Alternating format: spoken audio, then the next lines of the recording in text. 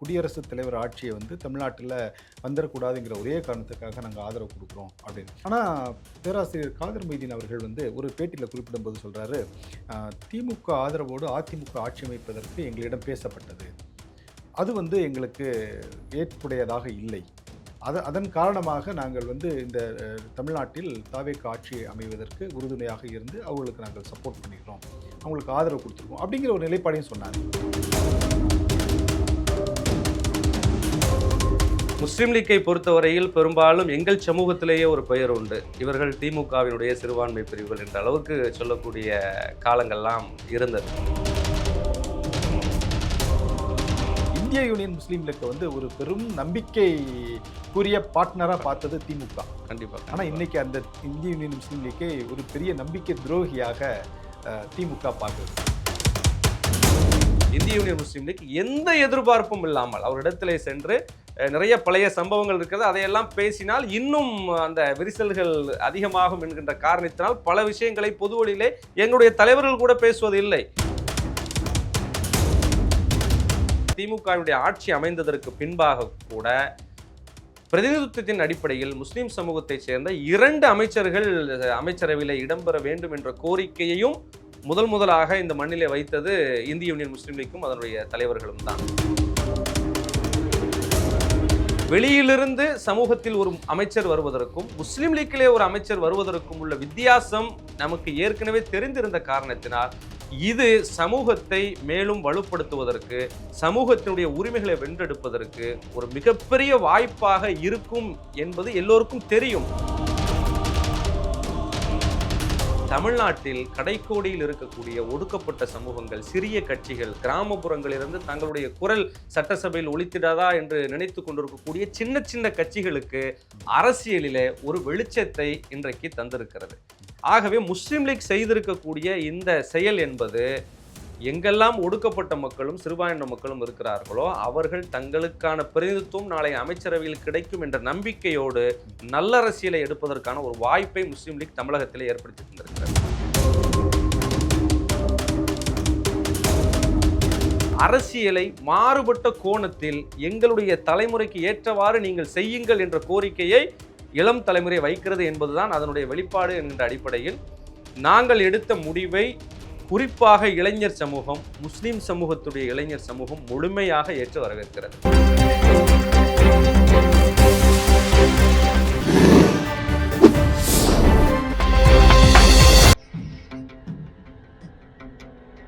தமிழ் அலை நேயர்களுக்கு வணக்கம். இன்றைய சந்திப்பில் நம்மோடு இணைந்திருப்பவர் இந்திய யூனியன் முஸ்லீம் லீக்கின் மாணவர் அமைப்பின் தேசிய துணைத் தலைவரும் மண்டல தலைவருமான திரு முகமது அல் அமீன் அவர்களை இன்று சந்திக்க உள்ளோம். அவர்களை சந்திப்பதில் மிக்க மகிழ்ச்சி. வணக்கம் சார். வாழ்த்துக்கள். வணக்கம் சார். திமுக கூட்டணியில் கிட்டத்தட்ட இந்திய யூனியன் முஸ்லீம் லீக் தொடங்கிய ஆண்டு காலம் இருந்து தொடர்ந்து அவரோட கூட்டணியில் வந்து நீங்கள் தொடர்ந்துட்டு இருக்கீங்க.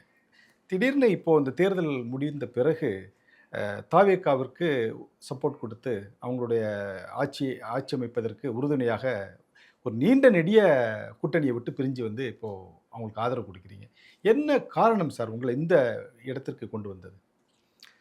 தமிழ் அலை நேயர்களுக்கு என்னுடைய சார்பில் முதலில் மனமார்ந்த வாழ்த்துக்களை உங்கள் ஊடகத்தின் வாயிலாக தெரிவித்துக் கொள்கின்றேன். இன்றைய அரசியல் சூழலில் ஒரு மக்கள் சமூகத்துக்கு தெரியப்படுத்த வேண்டிய மிக முக்கியமான கேள்வியை நீங்கள் கேட்டிருக்கிறீர்கள்.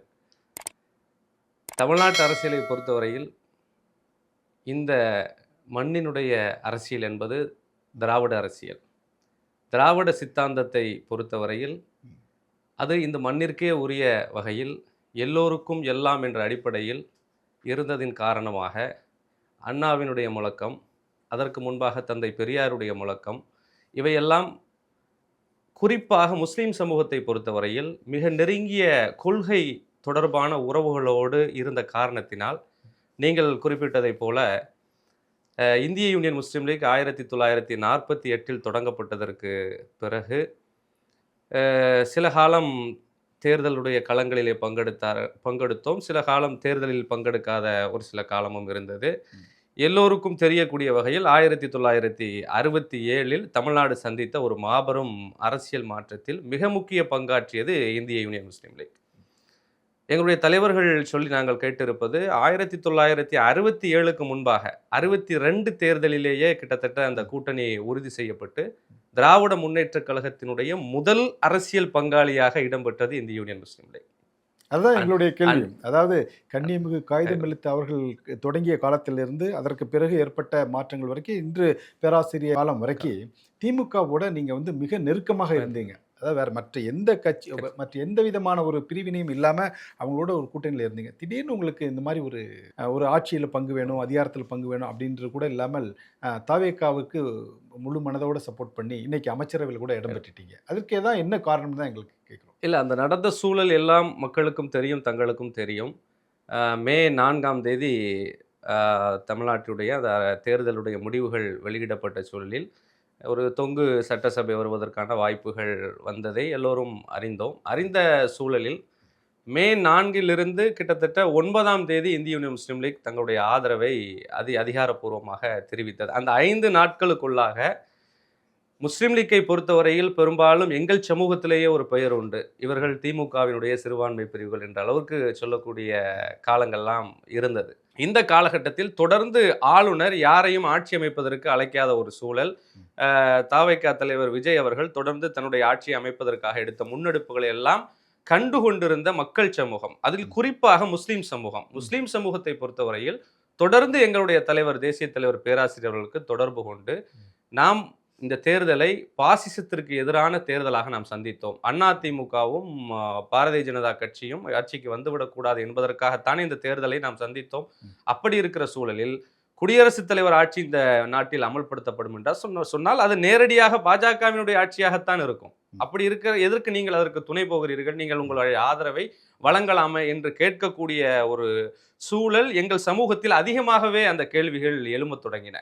இன்னும் குறிப்பாக சொல்ல வேண்டும் என்று சொன்னால், இந்த 3 தினங்களில் எங்கள் தலைவர் பேராசிரியர் அவருடைய அலைபேசி நிற்கவே இல்லை. தொடர்ந்து அழைப்புகள் வந்த வண்ணம் இருந்த காரணத்தினாலும் அவர்கள் எடுத்து சொன்ன அந்த காரணமும் அதனுடைய தேவையும் நியாயமாகப்பட்டதின் அடிப்படையில் தலைவர் அவர்கள் ஒரு நிலையான ஆட்சி வர வேண்டும் என்பதற்காக தமிழக வெற்றி கழகத்தினுடைய தலைமையில் ஆட்சி அமைப்பதற்கு எங்கள் கட்சியினுடைய 2 சட்டமன்ற உறுப்பினர் ஆதரவை வழங்குவதாக இறுதியாகத்தான் இந்திய யூனியன் முஸ்லீம் லீக் தந்த முடிவை எடுத்தது. உங்களுக்கெல்லாம் தெரியும், 9ஆம் தேதி மாலை 4 மணி வரை திராவிட முன்னேற்ற கழகம் எடுத்த அத்துணை முன்னெடுப்புகளுக்கும் எங்களுடைய தலைவர்கள் கூட்டணியுடைய தலைமை என்ற அடிப்படையிலும், குறிப்பாக நான் சொன்னதை போல கொள்கை உடன்பாடு கொண்ட கூட்டணி என்கின்ற அடிப்படையில் தொடர்ந்து அவருடைய தலைமை என்ன சொல்லுகிறதோ அதை கேட்டு வந்திருக்கிறோம். அப்படித்தான் தலைவர் அவர்களும் பேசினார்கள். ஆகவே குடியரசுத் தலைவர் ஆட்சி வந்துவிடக்கூடாது என்ற ஒற்றை காரணத்திற்காகத்தான் இந்த ஆதரவு என்பது வெளிப்படையாகவே சொல்லப்பட்டு 9ஆம் தேதி மாலை 4 மணிக்குத்தான் அந்த முடிவு எடுக்கப்பட்டது. ஆனால் நீங்கள் குறிப்பிடும்போது சொல்கிறீங்க சார், குடியரசுத் தலைவர் ஆட்சியை வந்து தமிழ்நாட்டில் வந்துடக்கூடாதுங்கிற ஒரே காரணத்துக்காக நாங்கள் ஆதரவு கொடுக்குறோம் அப்படின்னு. ஆனால் பேராசிரியர் காதர் மொய்தீன் அவர்கள் வந்து ஒரு பேட்டியில் குறிப்பிடும்போது சொல்கிறாரு, திமுக ஆதரவோடு அதிமுக ஆட்சி அமைப்பதற்கு எங்களிடம் பேசப்பட்டது, அது வந்து எங்களுக்கு ஏற்புடையதாக இல்லை. அதன் காரணமாக நாங்கள் வந்து இந்த தமிழ்நாட்டில் தாவேகா ஆட்சி அமைவதற்கு உறுதுணையாக இருந்து அவங்களுக்கு நாங்கள் சப்போர்ட் பண்ணிக்கிறோம், அவங்களுக்கு ஆதரவு கொடுத்துருக்கோம் அப்படிங்கிற ஒரு நிலைப்பாடையும் சொன்னார். உண்மை. அந்த நிகழ்வுகள் பொதுவாக அரசியல் கட்சிகளுடைய தலைமைகள் 4 சுவற்றிற்குள்ளாக அலுவலகத்திற்குள்ளாக பேசுவதை பொது வழியில் பேசுவது என்பது அது நாகரிகமற்றது என்ற அடிப்படையில் எங்களுடைய கட்சியினுடைய தலைமையும் தொண்டர்களும் இதுவரை பெரிய அளவில் பொது வழியில் நாங்கள் வாய் திறக்கவில்லை. ஆனால் இன்றைய தினம் திராவிட முன்னேற்ற கழகத்தினுடைய எங்கள் அன்பிற்கினிய தோழர்கள், நிர்வாகிகள் எல்லோரும் இந்திய யூனியன் முஸ்லீம் லீக்கை தொடர்ந்து விமர்சித்துக் கொண்டிருக்கின்ற காரணத்தினால் அந்த தகவலை கூட வெளியே சொல்ல வேண்டிய ஒரு நிர்பந்தம் எங்களுடைய தலைவர் அவர்களுக்கு வந்து. ஆனால் முதல்ல கம்யூனிஸ்ட் கட்சியுடைய பேபி அவர்கள் குறிப்பிட்டார். அதன் தொடர்ந்து விடுதலை சிறுத்தைகள் கட்சியுடைய தலைவர் தொல் திருமாவளவன் அவர்கள் குறிப்பிட்டார். அது வரைக்கும் கூட நீங்கள் வந்து வெளியிடவே இல்லை, அந்த விஷயத்தை வந்து நீங்கள் வெளிப்படையாக சொல்லவே இல்லை. ஆனால் பேராசிரியர் திரு காதர் மொய்தீன் அவர்கள் ஒரு இக்கட்டான சூழ்நிலையில் இது ஒரு பத்திரிகைக்கு ஒரு தொலைக்காட்சிக்கு பேட்டியில் குறிப்பிடும்போது குறிப்பிட்டார், நீங்கள் இவ்வளோ தூரம் நீங்கள் ரகசியத்தை பேணி பாதுகாத்தீங்க, ஒரு கூட்டணி கட்சியாக இருந்துட்டோம், அதனால் நம்ம அவங்கள வந்து குறைத்து எதுவும் சொல்லிடக்கூடாது அப்படிங்க. ஆனால் திமுக அவங்க மேலே அப்படி ஒரு ஈவு இறக்கமோ இல்லாமல் திரு ஆ ராசா வந்து உங்களை கடுமையாக விமர்சனம் செய்தார்.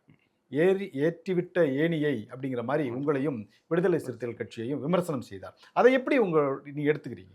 அந்த மரியாதைக்குரிய சகோதரர் ஆராசா அவர்களுடைய அந்த ட்விட்டருக்கு பின்பாகத்தான் என்னுடைய பேராசிரியர் அவர்கள் பேட்டி கொடுக்கக்கூடிய ஒரு சூழலே ஏற்பட்டது என்பதுதான் உண்மை. அதுவரை அவர்கள் எந்த தகவலையும் பொதுவெளியில் வெளிப்படுத்தவில்லை. ஆகவே அவர்கள் சொன்ன முழு தகவலும் உண்மை, நடந்த சம்பவம். நாங்கள் நேரடியாக உரையாடலில் இல்லை என்று சொன்னாலும் அந்த நடப்புகள் நடக்கின்ற போது அறிவாலயத்திற்கு சென்றது, நம்முடைய மதிப்பிற்குரிய முன்னாள் முதல்வர் அவருடைய இல்லத்திற்கு சென்றது வரை, அங்கே நடந்தது வரை நாங்கள் எல்லோரும் அறிந்திருக்கிறோம். நிச்சயமாக அதிமுகவினுடைய தலைமையில் எடப்பாடி அவர்களை முதல்வராக்குவதற்கான ஒரு முயற்சி திராவிட முன்னேற்றக் கழகத்தின் சார்பில் செய்யப்பட்டது. அதை இன்றைக்கு பல பத்திரிகையாளர்கள் கூட வெளிப்படுத்தி இருக்கிறார்கள். அதுவும் எங்களிடத்திலே சொல்லப்பட்டு தலைவர் அவர்கள் பொறுமை காத்தார்கள். என்ன நடப்பு நிகழ்வுகள் நடக்கிறது என்பதை பொறுத்திருந்து பார்த்து சிந்தித்து ஆலோசித்து முடிவு செய்யலாம் என்ற அடிப்படையில். காரணம், ஒரு நிலையான ஆட்சி வேண்டும் என்பது மட்டும்தான், குடியரசுத் தலைவர் ஆட்சி வந்துவிடக் கூடாது என்பது மட்டும்தான் எங்களுடைய நோக்கமாக இருந்த காரணத்தினால் அவர்கள் என்ன முடிவெடுக்கிறார்கள் என்று பொறுத்திருந்து பார்ப்போம் என்ற அடிப்படையில் அவர்கள் அந்த முன்னெடுப்பை செய்கிற போது தலைவர் அவர்களும் அந்த ஆலோசனையிலே கலந்து கொண்டு விட்டு திரும்பி அலுவலகத்திற்கு வந்தார்கள் என்பது நடந்த உண்மைதான். அந்த தகவலும் நடைபெற்றது உண்மைதான். சகோதரர் எழுச்சி தமிழர் தோள் திருமாவளவன் அவர்களை மையப்படுத்தி அவர்களை முதல்வராக ஆக்கலாம் எல்லோரும் ஒன்று சேர்ந்து என்ற அடிப்படையிலும் ஒரு பேச்சு நடைபெற்று கிட்டத்தட்ட 9ஆம் தேதி 4 மணி வரை கூட அந்த பேச்சுவார்த்தைகள் நடந்தன என்பதெல்லாம் உண்மைதான். ஆக எங்களுடைய தலைவர் வெளிப்படுத்தி இருப்பது முழுக்க முழுக்க உண்மை, நடந்த சம்பவங்கள். அதையெல்லாம் பார்த்து விட்டுதான் வேறு வழி இல்லை, 10ஆம் தேதி நெருங்கிவிட்டால் ஆளுநர் ஆட்சிக்கு வாய்ப்பு இருக்கிறது என்ற தகவலின் அடிப்படையில் இறுதியாக அந்த முடிவை எடுக்கக்கூடிய சூழலுக்கு இந்திய யூனியன் முஸ்லீம் லீக்கினுடைய தலைமை தள்ளப்பட்டது என்பது உண்மை. Okay sir. நீங்கள் குறிப்பிடும்போது சொல்கிறீங்க, அடிக்கடி இந்த வார்த்தையை நீங்கள் பயன்படுத்துகிறீங்க. குடியரசுத் தலைவர் ஆட்சி வந்துடும், குடியரசுத் தலைவர் ஆட்சி வந்துடும், அதனால தான் நாங்கள். ஆனால் அந்த குடியரசுத் தலைவர் ஆட்சிங்கிறது வந்து 2ஆம் பட்சம் தான். அதாவது ஒரு சபையில் வந்து பெரும்பான்மையை நிரூபிக்கலனா அடுத்த சாய்ஸ் திமுக கூட போயிருந்திருக்கும். அதாவது அறுதி பெரும்பான்மை இட்டு ஜெயித்த தாவேக்கா வந்து 108 இடங்களில் வந்து ஜெயிச்சிருந்தாங்க. ஒருவேளை அவங்க அதை ப்ரூவ் பண்ண முடியலைன்னா அடுத்த சாய்ஸ் வந்து திமுகவுக்கு அடுத்தது. அதுக்கு அடுத்தபடியாக தான் அடுத்த ஸ்டெப்ஸ் போயிருக்கும். ஆனால் எல்லாரும் சொல்லக்கூடிய விஷயங்கள் வந்து குடியரசுத் தலைவர் ஆட்சி இம்ப்ளிமெண்ட் அப்படி உடனடியாக இது பண்ணிட முடியுமா? ஏன்னா ஒரு அறுதி பெரும்பான்மை இட்டு ஒரு ஜெயிச்ச ஒரு கட்சி ஆட்சி அமைக்க முடியலை, ப்ரூவ் பண்ண முடியலைன்னா அடுத்த சாய்ஸும் ஒன்று இருக்குது. அந்த சாய்ஸும் வந்து அதுக்கான வாய்ப்புகளும் இருந்துச்சு. ஆனால் இவங்க வந்து எடுத்த முன்னெடுப்பு, அதாவது அதிமுகவை ஆட்சி அதிகாரத்தில் உட்கார வைக்கணுங்கிறது திமுக எடுத்த முன்னெடுப்பு தான் இதற்கெல்லாம் காரணம் அப்படின்னு சொல்லப்படுது. ஆனால் பேராசிரியர் அவர்கள் குறிப்பிடும்போதும் சொன்னார், நீங்கள் சொல்லும்போதும் குடியரசுத் தலைவர் ஆட்சி வந்துடும் அப்படிங்கிற ஒரே காரணத்துக்காக தான் நாங்கள் தாவேக்காவுக்கு சப்போர்ட் பண்ணுறோம் அப்படின்னு. அதுதான் உண்மைதானா? அதுதான் உண்மை. ஆளுநர் அந்த ஜனநாயக மரபை பின்பற்றவில்லை என்பதுதானே எல்லோருடைய கேள்வி. ஆனால் தாவேக்காரங்களே இப்போ வந்து என்ன சொல்கிறாங்க அப்படின்னா, ஆளுநர் அன்னைக்கு இந்த மாதிரி ஒரு விஷயத்த சொல்லாமல் விட்டுருந்தாருன்னா நாங்கள் ஏதோ சரி ஓகே நம்ம வந்து ஆட்சி அமைச்சலாங்கிற ஒரு முன்னெடுத்து போய் ஆட்சி அமைக்க முடியாமல் போயிடுதுன்னா வேறு மாதிரி அமைஞ்சிரும். ஆனால் அவர் அன்னைக்கு வந்து இந்த மாதிரி ஒரு கட்டாயப்படுத்தி எங்களை இப்படி கேட்டதுனால எல்லா கூட்டணி கட்சிகளும் எங்களுக்கு உதவி செஞ்சு அந்த மாதிரி ஒரு சூழ்நிலையை உருவாக்கி கொடுத்ததே அர்லேக்கர் தான், ஆளுநர் தான் அப்படிங்கிறாங்களே. அரசியலமைப்பினுடைய ஜனநாயக மரபு என்பதே அதுதானே. ஒரு எந்த கட்சிக்கும் தனிப்பெரும்பான்மை கிடைக்காத பட்சத்தில் தனிப்பெரும் கட்சியாக யார் உருவெடுத்திருக்கிறார்களோ 118 என்கின்ற அந்த மேஜிக் நம்பர் என்று சொல்லக்கூடிய அந்த நம்பர் கிடைக்காத பட்சத்தில் யார் அதிகமான எம்எல்ஏக்களை கொண்டிருக்கிறார்களோ அவர்களை ஆட்சி அமைப்பதற்கு அழைப்பு விடுக்க வேண்டிய பொறுப்பு கவர்னர் அவர்களுக்கு இருக்கிறது. ஆனால் இங்கு நடைபெற்ற சம்பவம் அப்படி இல்லை. அவர்கள் தாவேகா சார்பில் ஆட்சி அமைப்பதற்கு உரிமை கோருகிறார்கள். உரிமை கோரியவர்களிடத்தில் எங்கு தன்னுடைய மெஜாரிட்டியை பலத்தை நிரூபிக்க வேண்டுமோ அதை விடுத்து ஆளுநர் மாளிகையிலேயே அதை நிரூபிக்க வேண்டிய கட்டாயத்திற்கு தாவேக்காவை தள்ளி இருக்கிறார் தான் நடைபெற்றது. 108 எம்எல்ஏக்களுடைய ஆதரவோடு அவர்கள் செல்லுகின்ற போது தனிப்பெரும் கட்சி என்ற அடிப்படையில் அவர்களை ஆட்சி அமைப்பதற்கு அழைப்பு விடுத்து ஆட்சி பதவியேற்பை செய்துவிட்டு சட்டமன்றத்தில் அல்லவா பெரும்பான்மை நிரூபிப்பதற்கு ஆளுநர் சொல்லி இருக்க வேண்டும். ஆனால் ஆளுநர் அவர்கள் அதை சொல்லவில்லை. அதுதான் அந்த நிர்பந்தத்திற்கு காரணமாக அமைந்தது. நீங்க சொல்றதை நான் ஏத்துக்கிறேன். 108 எம்எல்ஏக்களை வைத்து கொண்டு நாங்கள் வந்து தனி பெரும்பான்மை இருக்கோம், நாங்கள் ஆட்சி அமைக்க போறோம் அப்படின்னு சொல்லியிருந்தா எந்த பிரச்சனை இல்லைன்னு ஆளுநர் மாளிகையே சொல்லியிருந்தாங்க. ஆனா இவர்கள் வந்து ஒரு 5 காங்கிரஸ் எம்எல்ஏக்களை சேர்த்து நாங்கள் 113 பேர் இருக்கோம், அதனால் எங்களை ஆட்சி அமைக்க வழி கொடுங்கன்னா, அப்போ வெறும் நீங்கள் உங்களுக்கு காங்கிரஸ் மட்டும்தான் உங்களுக்கு ஆட்சி அமைக்க அதிகாரம் கொடுத்துருக்காங்களா? அப்போ அந்த மேஜிக் நம்பரை நீங்கள் எட்டாமல் போய்விட்டீர்கள் என்றால் ஆளுநருக்கு மேலே ஒரு பெரிய குற்றச்சாட்டு வந்துவிடும். ஆகையால் நீங்கள் 118ங்கிற நம்பரை நீங்கள் காமிச்சிட்டு நீங்கள் ஆட்சி அமைக்க எப்போனாலும் நான் உங்களுக்கு அனுமதி கொடுக்குறேன் அப்படிங்கிறதான பேச்சு இருந்துச்சு. இல்லை இல்லை, இல்ல அந்த 108ங்கிறத நம்பர் தனியா கொண்டு போயிருந்தா அந்த சம்பவம் நடந்திருக்காது அப்படின்னு அன்னைக்கே பேசப்பட்டுச்சு.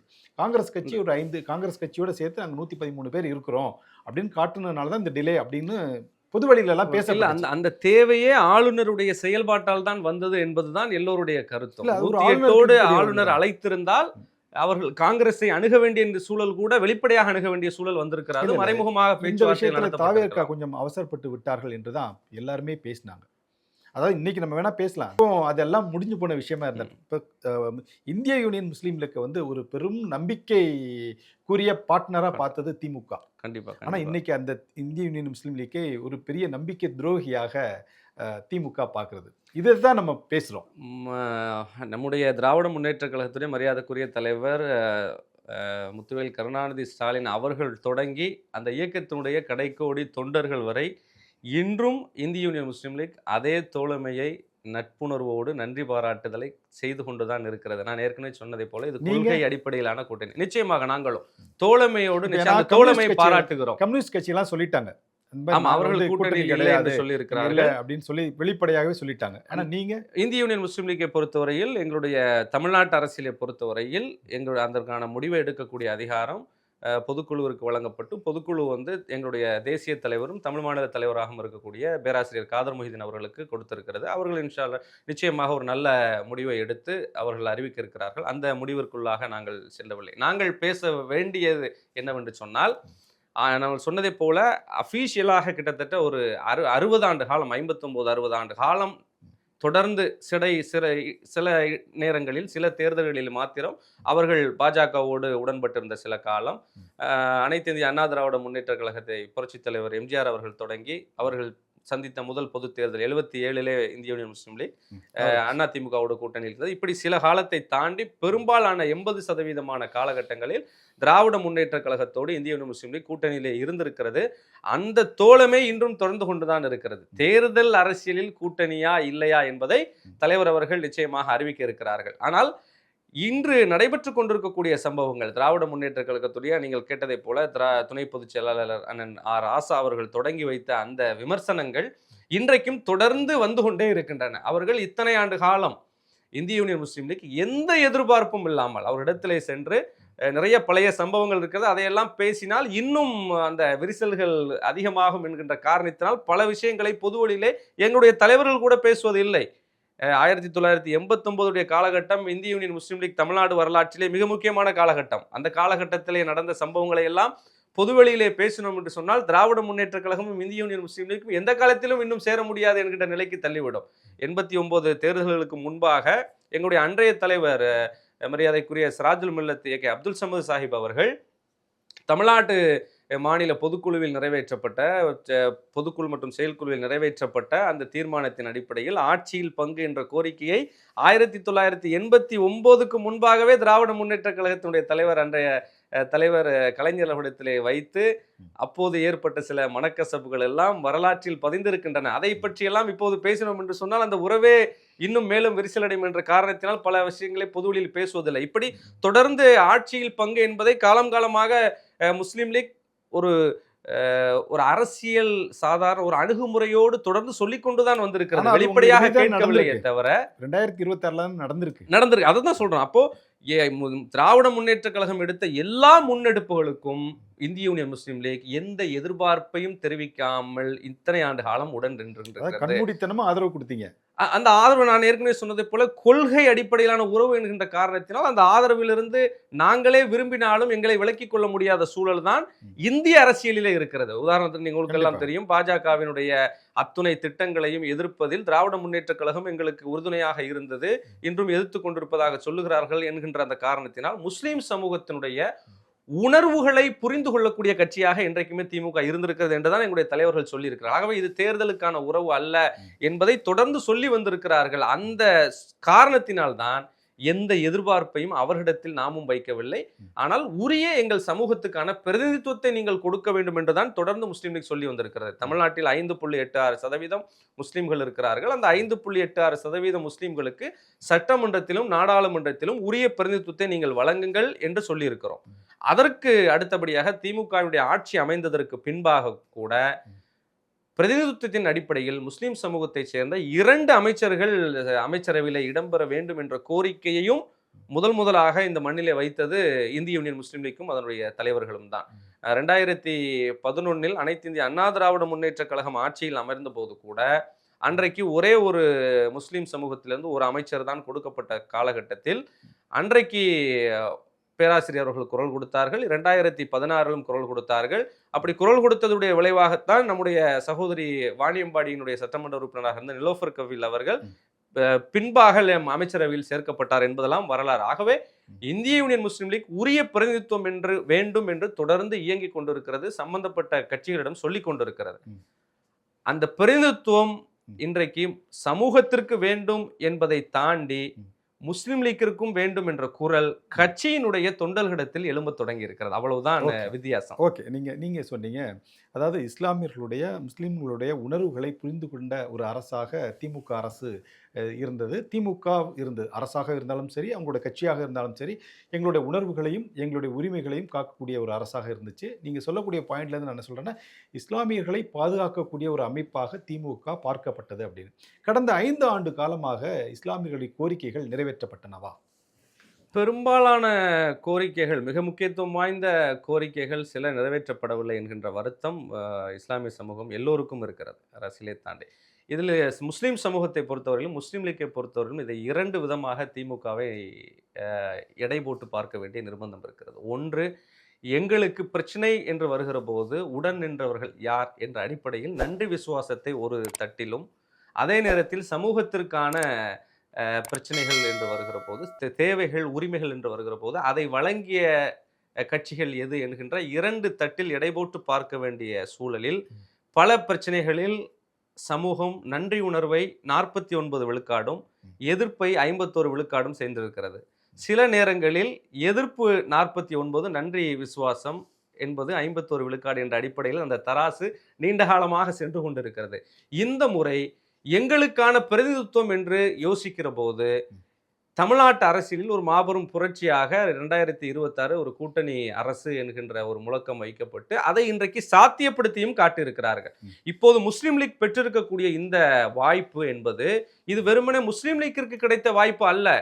திமுக போன்ற பெரிய கட்சிகள், அண்ணா திமுக போன்ற பெரிய கட்சிகளில் இருக்கின்ற முஸ்லீம்களுக்கு கிடைக்கின்ற பிரதிநிதித்துவத்தை காட்டிலும் அடையாள அரசியலை முன்னெடுக்கக்கூடிய, இப்போ உதாரணத்திற்கு சொல்ல வேண்டும் என்று சொன்னால், முஸ்லீம் சமூகம் சார்ந்து எழுப்பப்படக்கூடிய பிரச்சனைகளுக்கு குரல் கொடுக்கக்கூடிய இடத்தில் திமுகவில் இருக்கக்கூடிய முஸ்லீம்களோ அதிமுகவில் இருக்கக்கூடிய முஸ்லீம்களோ சமூகம் சார்ந்து பேசுவார்களா அல்லது அடையாள அரசியலை முன்னெடுக்கக்கூடிய முஸ்லீம் அமைப்புகள் பேசுவார்களா என்று நாம் சிந்தித்து பார்க்கிற போது திமுகவில் இருக்கக்கூடிய முஸ்லீம்களும் அதிமுகவில் இருக்கக்கூடிய முஸ்லீம்களும் அவர்கள் தங்களுடைய கட்சியினுடைய கொள்கைக்கு உட்பட்டு மட்டும்தான் பேச முடியும், அல்லது தங்களுடைய கொறடா உத்தரவிற்கு காத்திருக்க வேண்டும் என்ற நிலை இருக்கிறது.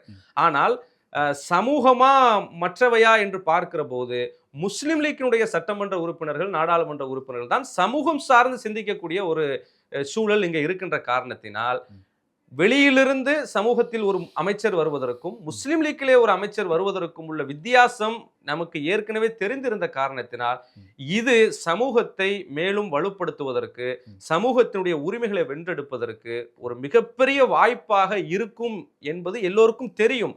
ஆனால் முஸ்லிம் லீக் அந்த அமைச்சரவைக்காக ஆதரவை வழங்கவில்லை என்பதை தலைவர்கள் தெளிவுபடுத்தியிருக்கிறார்கள். ஆனால் அந்த வாய்ப்பை தாவைக்காவினுடைய தலைவர் மாண்புமிகு முதலமைச்சர் ஜோசப் விஜய் அவர்கள் தன்னுடைய பெருந்தன்மையினால் அவர்கள் ஏற்கனவே தேர்தலுக்கு முன்பாக அவருடைய மாநாட்டில் அறிவித்ததை போல அந்த ஆட்சியிலே பங்கை வழங்கியிருக்கிறார். மட்டுமல்லாமல் எங்களுடைய தலைவர்கள் மிக முக்கியமான கோரிக்கைகளோடு அவர்களை சந்திக்கிற பொழுது தாவேக்காவினுடைய முக்கிய தலைவர்கள், முதலமைச்சர் உள்ளிட்ட முக்கிய தலைவர் எல்லோருமே இன்றைக்கு தமிழ்நாட்டிலே ஒரு அரசியல் மாற்றத்தை நாங்கள் செய்திருக்கிறோம், வரக்கூடிய காலங்களில் தேர்தலில் தாவேகா 200க்கும் மேற்பட்ட இடங்களில் வெற்றி பெற்றாலும் எங்களுடைய கொள்கை கூட்டணி ஆட்சி, அதில் எந்த காலத்திலும் நாங்கள் சமரசம் செய்து கொள்ள மாட்டோம் என்கின்ற ஒரு வாக்குறுதியை தந்திருக்கிறார்கள். இது முஸ்லிம் லீக்கிற்கான வாக்குறுதி அல்ல.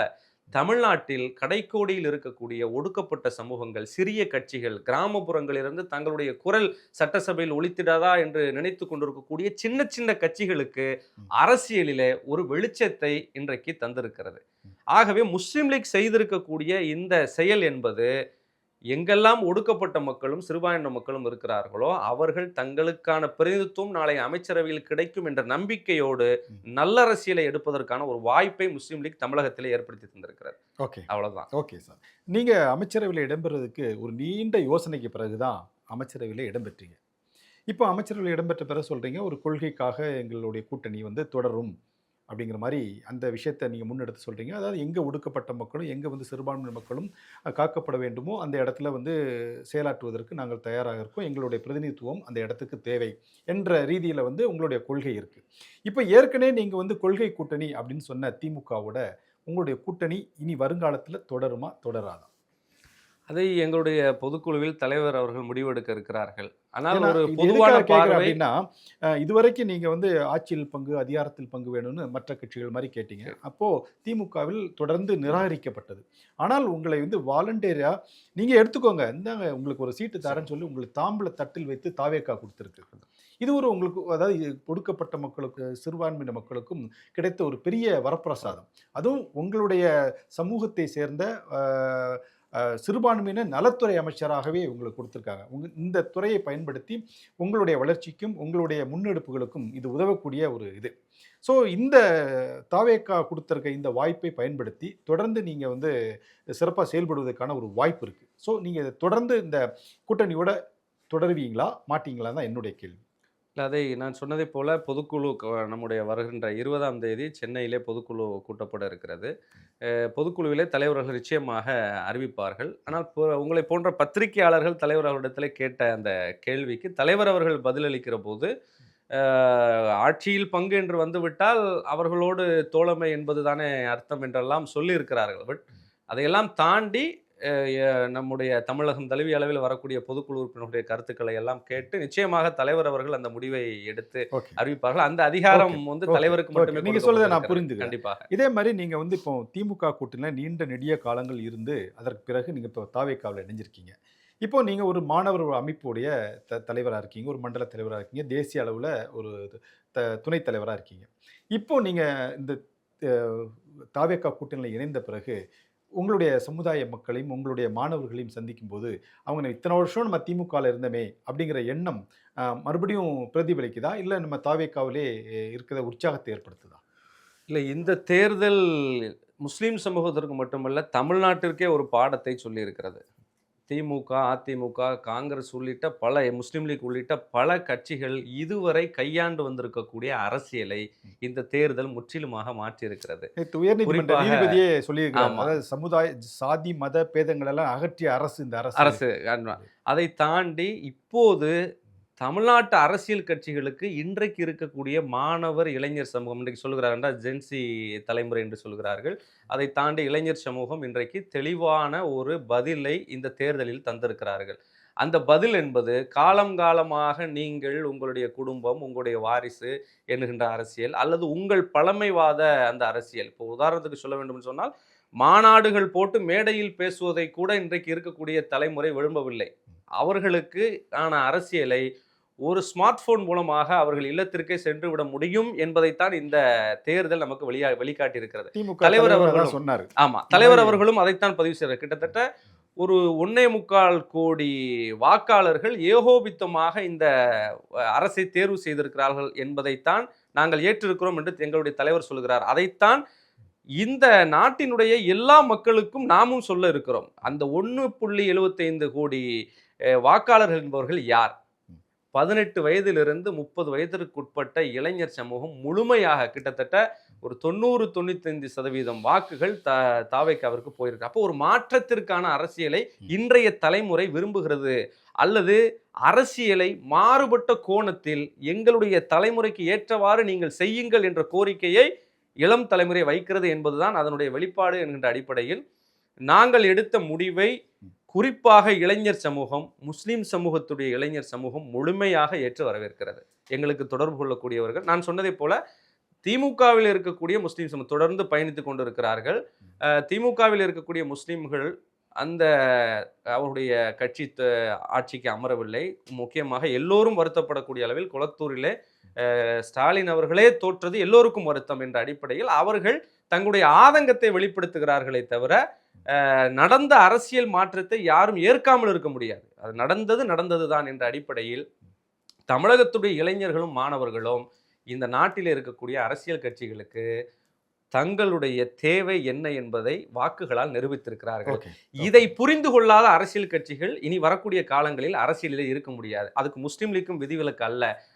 அவர்களுடைய முடிவை ஏற்காமல் முஸ்லீம் லீக் செல்லுமானால் முஸ்லீம் லீக்கிற்கும் எதிர்காலம் இல்லை என்பதுதான் இதனுடைய பொருள். ஆகவே இளம் தலைமுறை அந்த முடிவை ஏற்றது. இந்திய யூனியன் முஸ்லீம் லீக் வந்து தாவேகாவுக்கு ஆதரவு கொடுத்த பிறகு திரு ஜவஹருல்லா, தமீம் அன்சாரி இவர் உள்ளிட்ட இஸ்லாமிய கட்சிகளை சேர்ந்த பிற கட்சிகளை சேர்ந்தவர்கள் வந்து உங்களை கடுமையாக விமர்சனம் செய்கிறார்கள். நீங்கள் போய் திமுக கூட்டணியை விட்டு தாவேகாவுக்கு போயிட்டீங்களே அப்படின்னு சொல்லி ஒரு ஆதங்கத்தையும் அவர்களுடைய கோபத்தையும் வெளிப்படுத்துகிறாங்களே, இது எப்படி நீங்கள் சமாளிக்கிறீங்க?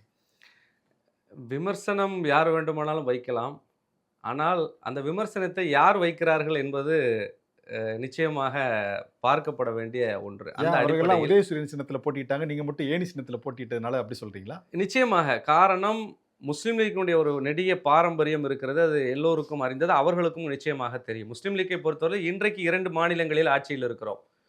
கேரளாவிலே யுடிஎஃப் என்று சொல்லக்கூடிய ஐக்கிய ஜனநாயக முன்னணியில் 27 இடங்களில் போட்டியிட்டு 22 இடங்களிலே அங்கே முஸ்லீம் லீக் வெற்றி பெற்று இன்றைக்கு 5 அமைச்சர்களை அங்கே கேரளத்தில் பெற்றிருக்கிறோம். 2 சட்டமன்ற உறுப்பினர்களை எங்களுடைய சொந்த சின்னமான ஏணி சின்னத்திலே போட்டியிட்டு 2க்கு 2 தொகுதிகள் 100 விழுக்காடு வெற்றியை தமிழகத்திலே முஸ்லீம் லீக் பெற்றிருக்கிறது. இந்த முன்னெடுப்புகள் இன்றைக்கு எப்படி நாங்கள் தனிச்சின்னத்திலே போட்டியிடுகிறோம், எத்தகைய உரிமைகளை, எத்தனை இடங்களை பெறுகிறோம் என்பதையெல்லாம் கடந்த காலங்களில் மதிப்பிற்குரிய நம்முடைய பேராசிரியர் ஜவாஹிர்லா அவர்களும் தமீம் அன்சாரி உள்ளிட்டவர்களும் விமர்சனங்களாக தொடர்ந்து வைத்தவர்கள். நீங்கள் சொந்த சின்னத்தில் போட்டியிடாமல் ஏன் அடுத்தவருடைய சின்னத்தில் போட்டியிடுங்கள் என்று கேள்வியை முதலில் எழுப்பியவர்களே அவர்கள்தான். ஆகவே முஸ்லீம் லீக் சார்ந்து கேள்வியை கேட்பதற்கு மரியாதைக்குரிய இந்த தமீம் அன்சாரி அவர்களுக்கோ மற்றவர்களுக்கோ அந்த கேள்வியை எழுப்புவதற்கான சூழலில் அவர்கள் இன்றைக்கு இருக்கிறார்கள் என்று கேட்டால் நிச்சயமாக இல்லை. ஆகவேதான் முஸ்லீம் சமூகத்தை பொறுத்தவரையில் தமிழ்நாட்டினுடைய யதார்த்த அரசியல் சூழலை யார் புரியாமல் அரசியல் செய்து கொண்டிருக்கிறார்களோ அவர்கள் இது போன்ற சறுக்கல்களை நிச்சயமாக சந்திப்பதற்கான வாய்ப்புகள் மிக மிக அதிகம். நான் உங்களிடத்தில் சொன்னதை போல தமிழ்நாட்டில் 5.86% தான் முஸ்லீம்கள் இருக்கிறார்கள். எந்த சட்டமன்ற தொகுதியிலும் 25% மேலான முஸ்லீம் வாக்காளர்கள் கிடையாது. ஆகவே ஏதாவது ஒரு தோழமையோடு தான் நம்ம அரசியலை சந்திக்க வேண்டிய நிர்பந்தம் இருக்கிறது. அப்படி பார்க்கிற போது 6% இருக்கக்கூடிய முஸ்லீம் சமூகத்தில் 50க்கும் மேற்பட்ட அரசியல் கட்சிகளை வைத்துக்கொண்டு யார் அரசியல் செய்தாலும் இப்படி 1-2 என்கின்ற எண்ணிக்கையில் தான் சட்டமன்ற உறுப்பினருக்கான இடங்களை பெற முடியும் என்பதுதான் யதார்த்தம். அதிலும் குறிப்பாக புரிஞ்சிடும். அடுத்து முஸ்லீம் லீக்கினுடைய இந்த நிலைப்பாட்டில் கூட இடைப்பட்ட காலங்களில் ஏற்பட்ட சில சறுக்கல்கள், சட்ட சிக்கல்களுக்கெல்லாம் காரணமும் இவர்கள்தான். அப்படித்தானே? சமூகத்தை மார்க்கத்தின் அடிப்படையில் பிளவுகளை ஏற்படுத்தினார்கள். பின் அது முஸ்லீம் லீக்கை விட்டு விலகி செல்லக்கூடிய ஒரு இளைஞர் சமூகம் விலகி செல்லக்கூடிய ஒரு காலம் இருந்தது. இந்த காலங்கள் எல்லாம் மாறி என்னை கேட்டால் இன்றைக்குத்தான் அவர்கள் பக்குவப்பட்டிருக்கிறார்கள். அப்படித்தான் நாங்கள் சொல்ல வேண்டும். இருவருமே எங்கள் அன்பிற்குரிய மரியாதைக்குரிய சகோதரர்கள். அவர்கள் இன்றைக்கு பக்குவப்பட்டிருக்கிறார்கள். பேராசிரியர் ஜவஹருல்லா கூட சொல்றாரு, அடுத்த தேர்தலில் நாங்கள் எங்க சின்னத்திலாம் போட்டிடுவோம்னு. அது இந்திய யூனியன் முஸ்லீம் லீக்கை பார்த்து அதனுடைய வெளிப்பாடு தான். நிச்சயமாக அதனுடைய வெளிப்பாடு தான். அவர்கள் எடுத்த முடிவில் அவர்களே மாற்றத்தை சந்தித்து இன்றைக்கு உதயசூரியனிலே போட்டி இருக்கிறார்கள். கிடைக்கக்கூடிய வாய்ப்புகளை அதை நான் நல்லதாகத்தான் நான் சொல்லுவேன். அது நிச்சயமாக பாராட்டப்பட வேண்டிய ஒன்றுதான். இன்றைக்கு அவர்கள் எடுத்திருக்கக்கூடிய முடிவு நிச்சயமாக பாராட்டப்பட வேண்டியது தான். அப்படி அவர்கள் சுய சின்னத்தில் சுய அடையாளத்தில் போட்டியிட்டு வெற்றி பெறுகிற போது சமூகத்திற்கு கிடைக்கக்கூடிய இது போன்ற வாய்ப்புகளை அவர்களும் பயன்படுத்திக் கொள்ள முடியும் என்று நினைக்கிறார்கள். நிச்சயமாக அது பாராட்டப்பட வேண்டிய விஷயம். ஆனால் முஸ்லிம் லீக்கை தொடர்ந்து அவர்கள் விமர்சிப்பார்கள் என்று சொன்னால் அது சமூகத்திற்கு நலன் பயக்காது என்பதுதான் எங்களுடைய கருத்து. காரணம், முஸ்லிம் லீக் எப்படி இத்தனை ஆண்டு காலம், கிட்டத்தட்ட 75 ஆண்டு காலத்தை இந்த நாட்டிலே கடந்திருக்கிறோம். இது ஒரு பெரிய இந்த நாட்டை ஆள்வதற்கான ஒரு முனைப்போடு இருக்கக்கூடிய அரசியல் இயக்கம் அல்ல. இந்த இயக்கத்திற்கு என்று 3 கொள்கைகள் தான் இருக்கின்றன. சமய நல்லிணக்கம், தேசிய ஒருமைப்பாடு, சிறுபான்மையினுடைய தனித்தன்மைகளை பாதுகாத்தல். இந்த 3 கொள்கைகளை மட்டும்தான் கொண்டு முஸ்லீம் லீக் இயங்கிக் கொண்டிருக்கிறது. அப்படி இயங்குகிற போது அந்தந்த மாநிலங்களுக்கு ஏற்ப, புவியியல் அமைப்பிற்கு ஏற்ப எத்தகைய பிரதிநிதித்துவத்தை பெற முடியுமோ அதை முஸ்லீம் லீக் பெற்றுக்கொண்டுதான் இருக்கிறது. தவறான புள்ளி விவரங்களை இன்றைக்கு பரப்பி கொண்டிருக்கிறார். உதாரணத்திற்கு தமிழ்நாடு மதராஸ் மாகாணமாக இருக்கிற போது இன்றைய மலபார் மதராஸ் மாகாணத்தோடு இருந்த காரணத்தினால் அன்றைக்கு அதிகமான சட்டமன்ற உறுப்பினர்களை முஸ்லீம் லீக் பெற்றது. மொழிவாரி மாநிலங்கள் பிரிக்கப்பட்டதற்கு பின்பாக தமிழ்நாட்டு அரசியல் சூழலில் இந்திய யூனியன் முஸ்லீம் லீக் அதிகபட்சமாக பெற்ற சட்டமன்ற முக்கியமான கூட்டணியில், முக்கியமான திமுக அதிமுக கூட்டணியில் அதிகமாக பெற்ற எண்ணிக்கை என்பதே 10 தான். 1977 புரட்சித் தலைவர் எம்ஜிஆர் அவருடைய தோழமையோடு தேர்தலை சந்திக்கிற போது 10 தொகுதி வழங்கப்பட்டு, அன்றைய தினம் கூட அரசியல் சூழலால் 10 சட்டமன்ற தொகுதியில் 9 தொகுதிகளில் வெற்றி வாய்ப்பை இழக்கக்கூடிய ஒரு சூழல் ஏற்பட்டு ஒரே ஒரு சட்டமன்ற உறுப்பினர் தான் அன்றைக்கு பெற முடிந்தது. ஆகவே மண்ணுக்கு ஏற்ற, இங்கு இருக்கக்கூடிய புவியியல் அமைப்பிற்கு ஏற்ற பிரதிநிதித்துவத்தை பெறுவதில் முஸ்லீம் லீக் தொடர்ந்து போராடி கொண்டிருக்கிறது. முஸ்லீம் லீக்கினுடைய கடந்த கால வரலாறுகள் அதை பதிவு செய்திருக்கின்றன. ஆகவே இதை வைத்து அல்லது தோழமை கூட்டணியை மாற்றியதற்காக முஸ்லீம் லீக்கை விமர்சிக்க வேண்டும் என்று நினைப்பவர்கள் தங்களுக்கு தாங்களே விமர்சனத்தை சொல்லிக் கொள்கிறார்கள் என்பதுதான் பொருளே தவிர முஸ்லீம் லீக் எந்த வகையிலும் அதனால் பாதிக்கப்பட போவதில்லை. அதாவது இது வந்து எல்லா கட்சிக்கும் பொருந்தும் அப்படிங்கிற விஷயத்த சொல்லியிருக்கேன். ஆனால் திமுக மட்டும் 6 மாசத்துல ஆட்சி கவிழ்ந்துரும், 3 மாசத்துல கவிழ்ந்துரும், இந்த மாதிரி தொடர்ந்து வலியுறுத்திட்டே இருக்காங்களே. இல்லை, அந்த அவர்களுடைய கருத்தில் முஸ்லீம் லீக்கினுடைய தலைவர்களுக்கு நிச்சயமாக உடன்பாடு இல்லை. எங்களுடைய தலைவர்கள் நேற்றைய தினம் கூட அந்த பேட்டியில் அருமையாக சொல்லியிருக்கிறார்கள்.